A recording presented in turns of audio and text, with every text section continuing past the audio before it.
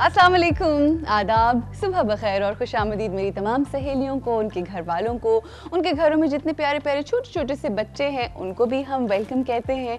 जो बुज़ुर्ग हैं उनको हम बहुत अदब से आदाब कहते हैं। और आपसे ये गुजारिश है कि अपनी दुआओं में हमें याद रखें, क्योंकि मैं हमेशा कहती हूँ दुआएं बहुत अहम होती हैं और एक नए दिन का आगाज़ है और हमारी कोशिश ये होती है कि अपनी सहेलियों के लिए हम अपने हर दिन को बहुत ही खूबसूरत बनाएं और ना सिर्फ हमारा दिन बल्कि इस शो के थ्रू आपका दिन भी बहुत खूबसूरत हसीन हो जाए। और हमारी बात वही बात कि खूबसूरत और हसीन तो चीज़ें होती हैं इस दुनिया में, मगर अगर उसके अंदर मकसदियत आ जाए और चीज़ें बामानी हो जाएं, आपकी ज़िंदगी बामानी हो जाए तो ज़िंदगी जो है वो मज़ीद खूबसूरत हो जाती है।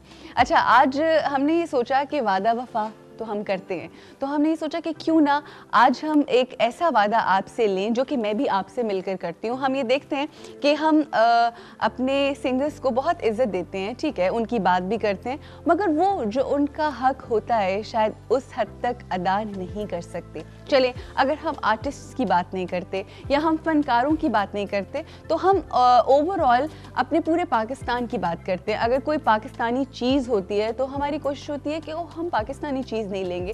Why should we wear made in Pakistan clothes और made in Pakistan जूता और बैग्स? हमारी कोशिश होती है कि हम इंटरनेशनल ब्रांड्स जो होते हैं, जो कि आजकल बहुत एक स्टेटस सिंबल भी बन गया है, और you know designer bags and designer jewellery and designer clothes and stuff like that, ये बातें बहुत शैलो बातें हैं। मेरा ख्याल है कि हमें अपने पाकिस्तान की हर चीज़ से मोहब्बत करनी चाहिए। और मैं यहाँ पे आपसे एक चीज़ ज़रूर शेयर करना चाहूँगी। सानिया सईद जो हमारे मुल्क की बहुत अच्छी, बहुत ही टैलेंटेड आर्टिस्ट हैं, आपको पता है वो एज अ रूल कोई भी बैग, कोई भी शू, कोई भी ऐसी चीज़ जो है वो इम्पोर्टेड नहीं लेती।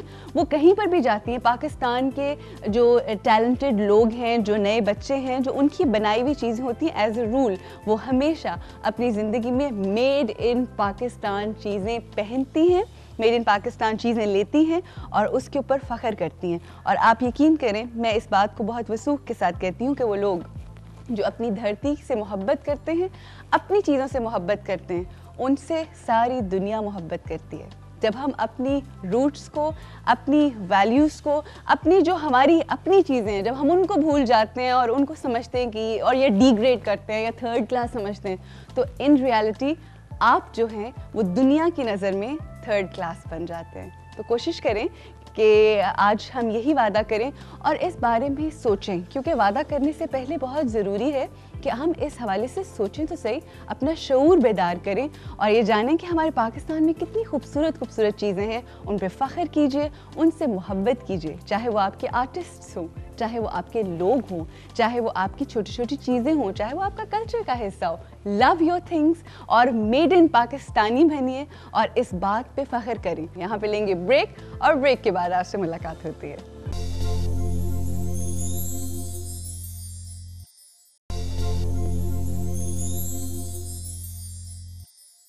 वेलकम बैक जी, एक दफ़ा फिर खुश आमदीद कहते हैं। आप सब जानते हैं कि मेरी ये पूरी कोशिश होती है कि जितनी भी मेरी सहेलियां हैं उनके लिए मैं अपनी इस्तिताअत के मुताबिक और जितने भी हमारे रिसोर्सेज हैं उसके मुताबिक आपकी ज़िंदगी में जितनी आसानियां हम ला सकते हैं हम लाएं। और हम आप सब जानते हैं कि आजकल क्या हमेशा से हमारी ज़िंदगी के अंदर स्ट्रेस जो है वो हर वक्त होता है, ख़ास तौर पे वो औरतें जो घरों में होती हैं, बच्चों का स्ट्रेस, घरों का स्ट्रेस, मतलब रिश्तेदारों की बातें ऑल, मतलब हर वक्त आपका दिमाग जो है वो स्ट्रेस में रहता है। और वो मेरी सहेलियां जो ना सिर्फ घरदारी करती हैं बल्कि घर के साथ साथ प्रोफेशनली भी काम करती हैं, उनके लिए तो डबल जिम्मेदारी हो जाती है और बहुत ज़्यादा रिस्पॉन्सिबिलिटी होती है और उस सूरत में स्ट्रेस भी डबल हो जाता है। तो हमने सोचा कि क्यों ना आज हम स्ट्रेस के हवाले से बात करें और सिर्फ बात नहीं करें बल्कि हम आपको कोई ना कोई सलूशन दें कि किस तरह से हम स्ट्रेस से रिलीफ हो सकते हैं। आज जो हमारी सहेली मौजूद हैं जो आपको गाइड करेंगी कि किस तरह से आपने स्ट्रेस फ्री लाइफ गुजारनी है, उनसे आपका इंट्रोडक्शन करवाती हूँ। जी, जो हमारी सहेली है नाम है उनका Raheela Ahmed. She is personality development coach, clinical hypnotherapist भी हैं, न्यूमरोलॉजिस्ट थेरेपिस्ट भी हैं, NLP प्रैक्टिशनर भी हैं और सर्टिफाइड रेकी मास्टर भी हैं। 10 सालों का एक्सपीरियंस है इनका इन चीज़ों के अंदर और इस वक्त वो रेकी क्लिनिक और काउंसलिंग सेंटर जो है, जो कि एक लाहौर में है और दुबई में है, उसको रन कर रही हैं and I think she is doing a lot of work. So let's talk to Raheela and find out कि किस तरह से हम स्ट्रेस से रिलीफ हो सकते हैं। अस्सलाम वालेकुम राहीला, हाउ आर यू? अस्सलाम वालेकुम, आप कैसी हैं? बिल्कुल ठीक ठाक। पहली तो मुझे बताएं कि इतने ज़्यादा काम आप इकट्ठे कैसे करती हैं? सब इंटर रिलेटेड है। इंटर रिलेटेड है? हाँ जी। सही। तो स्ट्रेस कभी आपको भी होता है वैसे? अल्हम्दुलिल्लाह, now I know how to manage it. तो ये तो हो नहीं सकता कि ना हो, because we are human beings और नॉर्मली वो तो आपकी लाइफ के साथ चलता है। सही। लेकिन जब आप मैनेज करना सीख लेते हैं तो फिर आप कह सकते हैं कि नहीं होता। अच्छा, ये स्ट्रेस होता क्या है वैसे?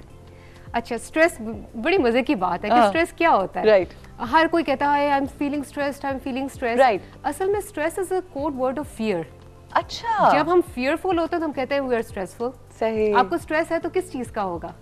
काम नहीं हो रहा। राइट। काम नहीं हो रहा तो पीछे फियर है कि नहीं होगा तो डांट पड़ेगी, बिल्कुल, या I will have to face some consequences. Right. Fear के ऊपर आके बात खत्म हो जाती है। सही। तो इसका मतलब है कि जो स्ट्रेस है उसकी मुख्तलिफ शक्लें होती हैं, डिफरेंट फॉर्म्स होती हैं। बिल्कुल। क्या डिफरेंट फॉर्म्स होती हैं स्ट्रेस की? अब स्ट्रेस कि जैसे लीड करता है बहुत सारी डिफरेंट चीज़ों को। इससे आपके डिजीजेस हो जाते हैं, आपका ब्लड प्रेशर सबसे पहले इससे होता है, फिर it leads to tensions, it leads to depressions, anxiety, फिर आपका पूरा नर्वस सिस्टम अपसेट हो जाता है। नर्वस सिस्टम इन टर्न आपके इम्यूनिटी सिस्टम को डैमेज करता है। फिर आपकी बॉडी में बहुत सारे डिजीजेस, एक्स एंड पेन सब कुछ शुरू होता चला जाता है और ये एक छोटे से जिसे कहते हैं ना फियर की वजह से। अच्छा, अब स्ट्रेस चाहे लोग जानते हों या ना जानते हों कि वो किस किस्म के स्ट्रेस को गो थ्रू कर रहे हैं, स्ट्रेस हर किसी को होता है, मर्दों को भी होता है, आजकल तो बच्चों को भी स्ट्रेस होता है। ठीक है। तुम और ख़वातीन को की तो मैंने शुरू में ही बात की है जो हमारी सहेलियाँ हैं, मगर ये मुझे बताइए कि इसका हल क्या है, how to get rid of this? सबसे पहले तो सबसे आसान और छोटी सी बात, सिर्फ अपने होंठों को थोड़ा फैला ले। अच्छा, smile. That is the most effective and the most wonderful way of dealing with stress. Really? अब मैं आपको बात बताती हूँ कि हमारा माइंड किस तरह से काम करता है। Your mind can do only one thing at a time. ठीक है। या तो वो सोच के खुश होगा या वो सोच के उदास होगा। ठीक है। If you put a smile on your face तो automatically it gives a very different message to your mind. लेकिन कई दफ़ा ऐसा होता है कि आप पूरी कोशिश करते हो कि आप स्माइल करो, मगर आपके अंदर की हालत और दिल की हालत ऐसी बुरी होती है कि आपका दिल ही नहीं चाहता कि स्माइल करो, और अगर आप स्माइल कर भी रहे होते हो तो you are faking it actually. अच्छा, have you heard that to fake it to make it? या तो actually 80% of your psychology comes from your physiology. If you just manage to know how to manage your facial expressions और your body postures, इससे आपका mind के ऊपर बहुत effect होता है। अच्छा, और आप उसको, ये तो बात वो है ना कि आपने जैसे कहा कि कभी दिल नहीं करता, तो अगर आप ये डिसीजन कर लेते हैं कि I have to come out of stress, तो you will do something for that. बिल्कुल सही। And the most effective tool that you have is your smile. अच्छा, तो आप ये कह रही हैं कि अगर आप जरा सा भी स्ट्रेस में हैं, किसी भी किस्म चीज का फियर है, कोई भी परेशानी है, तो सबसे पहले तो टिंग स्माइल। ठीक है। और ये नहीं कि जब स्ट्रेस आए तब स्माइल करें, मेक इट अ हैबिट। सुबह से शाम तक अपने आप को याद करवा के स्माइल करें। Keep smiling, keep smiling. ठीक है। Exactly. I tell it to all my clients who ever come for counselling and all, आप खुश रहना सीख लेते हैं इससे। बिल्कुल सही। सेकेंडली, बहुत इफेक्टिव है आपकी ब्रेथ। अल्लाह ताला ने एक चीज हमें छोटी सी दी है जो इतनी वाफिन मिकदार में हमें अवेलेबल है। ठीक है। और जो आसपास की चीजें, जो मुफ्त में चीज मिलती है, उसकी हम कदर नहीं करते। बिल्कुल ऐसी बात। और आप सिर्फ आंखें बंद करके थोड़ी देर के लिए अपनी सांस पे तवज्जो दे रहे हैं। आप थोड़ा सा ये बताएं कि ये ब्रीदिंग कैसे होती है? I just want you to do that, ताकि मेरी देखने वाली सहेलियां ठीक है। ठीक है। मैंने जैसे मेडिटेटिव तरीका बताया सारों को, प्लीज रोज आपने लिए 5 मिनट निकाल लें, और कुछ नहीं कर सकते तो आंखें बंद करके अपनी ब्रीदिंग पे फोकस कर लें। दूसरा, ये जो डीप एब्डोमिनल ब्रीदिंग का तरीका है, इसमें यह है कि जब आप इनहेल करें तो आपका पूरा इनहेल कंप्लीटली आना चाहिए स्टमक तक। ठीक है। और मोस्टली क्या होता है कि जब हम लोग इनहेल करते हैं, मोस्ट ऑफ द टाइम अब हम ये करते हैं कि व्हेन वी इनहेल तो हमारा स्टमक अंदर जाता है, which is wrong. When you inhale your stomach should come out. कि जैसे आप इनहेल करते हैं, आप बड़ा आसान तरीके अपने पेट के ऊपर हाथ रख लें, अंदर सांस लें, तो आपका स्टमक बाहर आना चाहिए। फिर एक्सहेल करें तो आपका स्टमक अंदर जाना चाहिए। ठीक है। अगर आप बच्चों को देखें, जो अल्लाह ताला ने बिल्कुल जो नेचुरल तरीका है, बच्चे जब ब्रीद इन करते हैं तो उनका स्टमक राइज और फॉल करता है। इसका मतलब जब हम ब्रीद आउट कर रहे हैं तो हमारा स्टमक जो है वो अंदर जाना चाहिए। राइट। हम जब ब्रीद इन और ब्रीद आउट करते हैं तो हमारा चेस्ट ऊपर नीचे होता है, हम स्टमक तक तो पहुंचते ही नहीं है। बिल्कुल, तो प्रॉपर ऑक्सीजन तो आपके बॉडी की को मिलती नहीं है, प्रॉपर फंक्शनिंग नहीं होती है उससे। सही बात है। ठीक है ना, तो ये तरीका है। और अगर इसके हम इसी तरह दिन में हम start your day with 10 nice deep breaths. Right. आप सुबह उठ के इस तरह 10 गहरे सांस लें, ठीक है, उससे आपकी ऐसे एनर्जी आपकी शूट करेगी। मेरा आपसे सवाल ये है कि ये जो आपने कहा कि आप ब्रीद इन ब्रीद आउट करें and you feel your tummy, अपने पेट को आप महसूस करें कि वो उसके अंदर मूवमेंट हो रही है, ठीक है, मूवमेंट हो रही है। तो मुझे बताइए कि ये हमें कॉन्शियसली पूरा दिन ब्रीदिंग इसी तरह से करनी है, या हम लोगों को दिन के अंदर 1 मिनट या 5 मिनट सुबह निकाल लिए, 5 मिनट दोपहर को निकाल लिए, 5 मिनट शाम को, जिस तरह से हम खाना खाते हैं उस हिसाब से, ये मुझे बताइए। देखिए, जब हम बच्चे थे तो अल्लाह ताला ने जो हमारा मैकेनिज्म रखा था वो कितनी पुरानी बात हो गई है ना, हम बच्चे थे जब, तो अब उसके बाद फिर हमने खुद ये तरीका सीखा है। अब हम इसको अनलर्न कर सकते हैं और नया तरीका, तो वही पुराना तरीका दोबारा सीख सकते हैं। तो ये एक तरह की ट्रेनिंग है, जैसे दिन में आप 3 दफ़ा करें 5-5 मिनट के लिए, तो आहिस्ता आहिस्ता आप ऑटोमेटिकली उस पर ट्रेन हो जाएंगे। राहीला हमारे साथ हुआ करेंगी और इंशाल्लाह राहीला आपको बताएंगी भी इंशाल्लाह आने वाले वक्त में।